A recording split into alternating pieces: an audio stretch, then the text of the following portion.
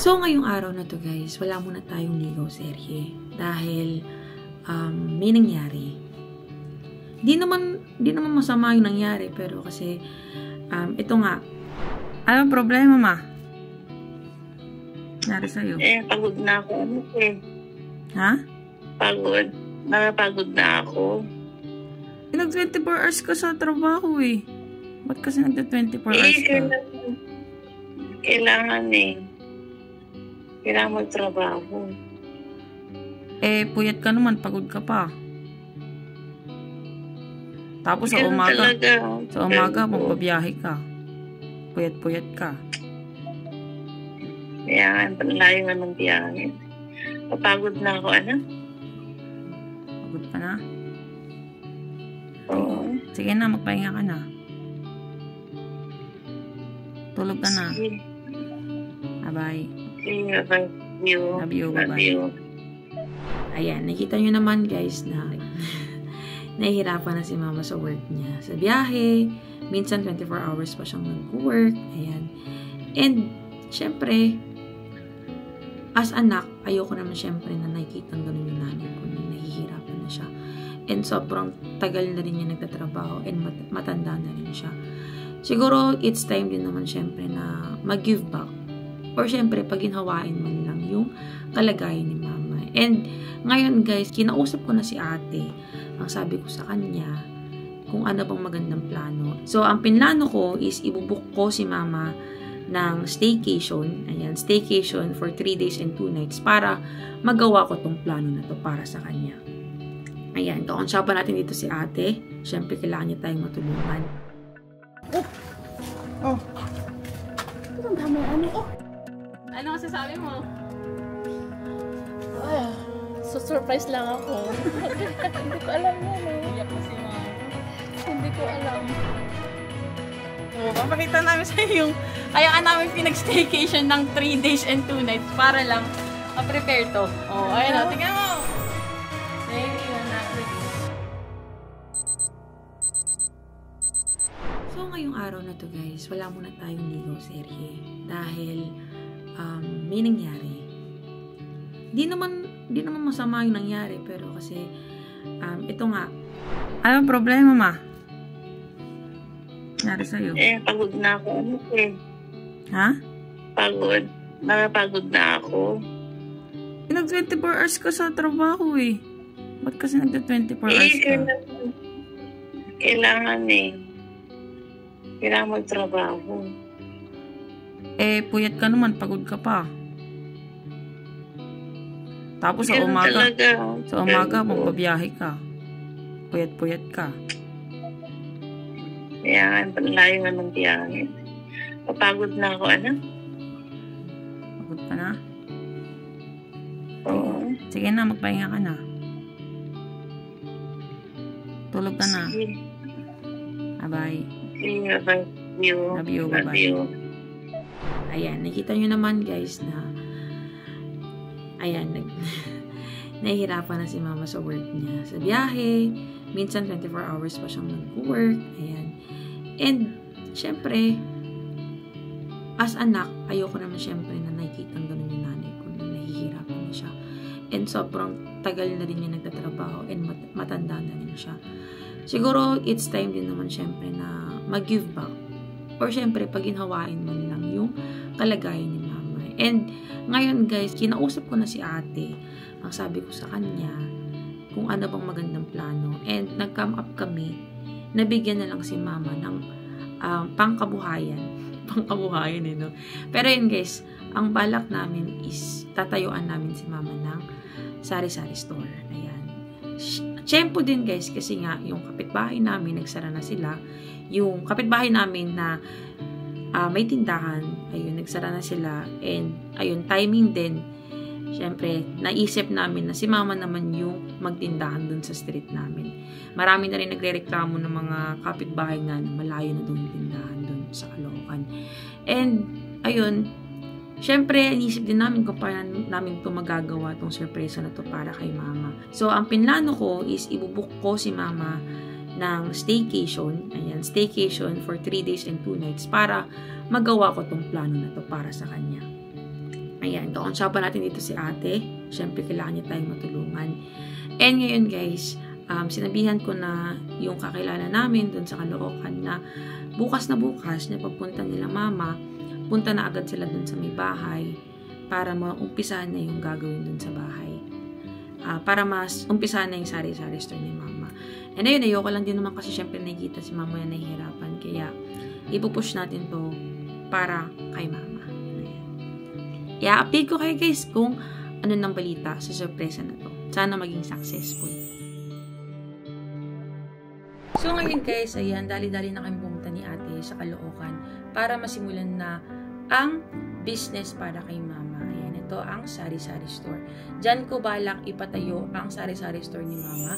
Lahat na nakikita nyong kalat sa paligid nyo dyan guys, tatanggalin natin.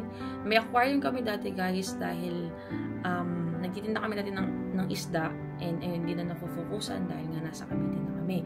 Lahat guys na nakikita nyo dyan, tatanggalin natin lahat ng yan. At ayun, di na rin kasi maasikaso ni mama yung mga kalat na yan dahil syempre matanda na rin siya. And ayun guys, abangan nyo na. And ayan, nakikita nyo naman natanggalin natin lahat ng mga aquarium. Ayan, dyan pa lang sa side na yun natapos guys. And makikita nyo sa kabila, ayan, makalat pa rin. Tatanggalin din natin yan.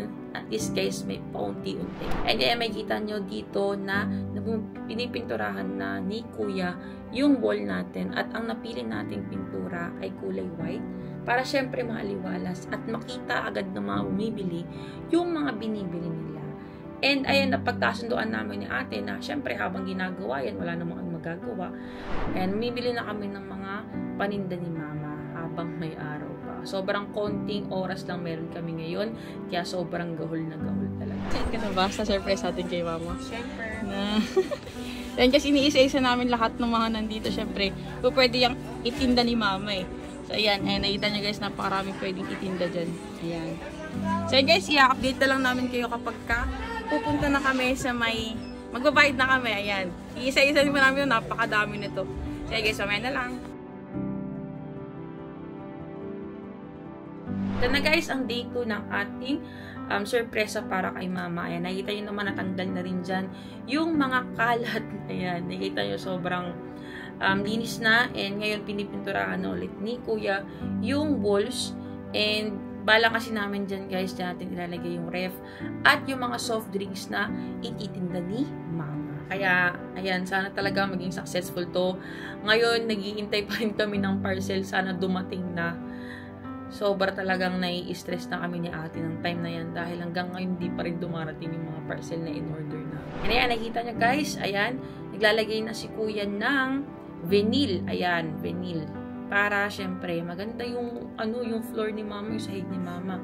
And ayan, nakapamili na kami yan guys, kaso nga lang, wala pa kasi yung mga stante na in-order natin.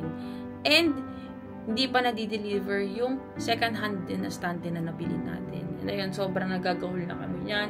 Gustong-gusto na namin syempre assemble, ilagay, i-display. Pero ayun, kailangan natin syempre mag-antay. And grabe yung pagdadasal namin ni ate yan na sana maging successful. Talaga tong surprise namin kay mama. And ayun, kung alam nyo lang, may bagyo pa atang parating yung time na yan. So kinakabahan kami. So ayan, nakita nyo na pinturahan na natin yung walls. White na white na siya. Ngayon lalagyan na natin siya ng chicken wire. And ayan guys, wala na kami magawa nung time na yan dahil wala pa rin yung mga parcel. And si ate muna yung gumawa dun sa mga grills dahil hindi na natapos ni kuya. So ayun guys, ayan, ito na yung update sa ating tindahan. Ayan, nakita nyo naman, may mga, ayan, ito lang guys. Ayan, may mga ilaw na, nakabitan na natin ng mga ilaw para maliwanag, diba? Kasi pag nakikita kasi nila guys na maliwanag, ibig sabihin may tindahan yan. And ayan, ito yung update ko pa rin na nakaraan. Meron tayong mga stante dito. And ayun, dumating na yung ating, ang tawag dito? Lagayan, yung stante. Ayan. So ayun guys, i-assemble lang namin to para dyan natin ilalagay yung mga paninda natin. Ayan. Excited ka na ba, te? Siyempre, bukas na ang Ayun na nga yung bukas na to, tapos ngayon pa lang natin to umpisahan. Pauwi na bukas si mama. Overtime. Kaya nga medyo late na rin kasi guys, dumating yung mga, yung mga, Ito, yung mga in-order namin sa Orange app tsaka sa TikTok. Ayan. So, guys, mag-assemble muna kami nito. And ayan, i-update na lang namin kayo. Let's go! So, yun guys, ayan. Nakalimutan na kami mag-video ni ate. And ayun, nakabitan namin tong ito, ayan. Nakabitan namin to isang stante. On to the next na kaming stante. Ayan. And, papakita ko lang sa inyo. Guys, ipapakita ko lang sa inyo kung anong oras na. Oh. 1:30 natin ng madaling araw. Ayan, nagkakawit pa rin kami ni ate. So, ayun guys, ayan. Update ko na lang kayo. Ayan, puyat talaga to. Hirap, friend. Ayan, wait lang, tayo mo ako. Ayan o. Ito guys, so nakabitan namin yung isa. Dati ilalagay yung mga paninda ni mama. So, ayun guys, update ko lang kayo. Ayan, nakikita nyo naman o. Oh, ang ganda na, diba? Ayan. Yan, nalalagyan na namin, assemble na namin. Ngayon, ang ginagawa ko na lang is inaayos ko yung mga chichirya na ibebenta ni mama. Ayan. So, yun na, mamaya update ko dito. Sila mama, pababa na.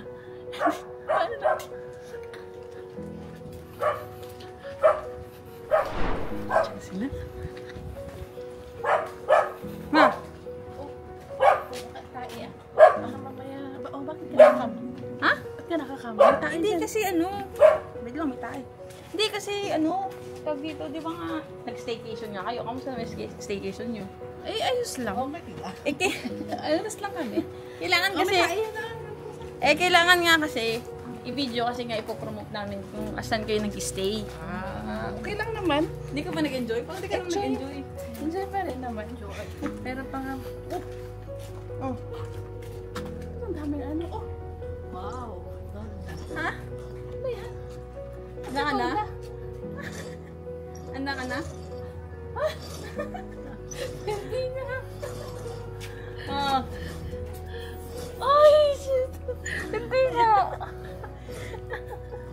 Oh, meron ka naman na. Tindahan!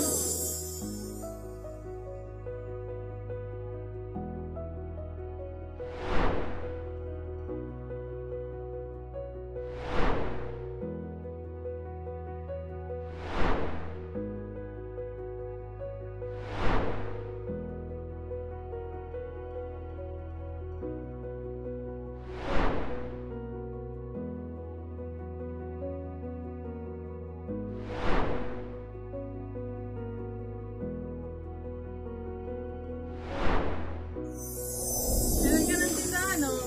Thank you. Oh, tindahan ka na.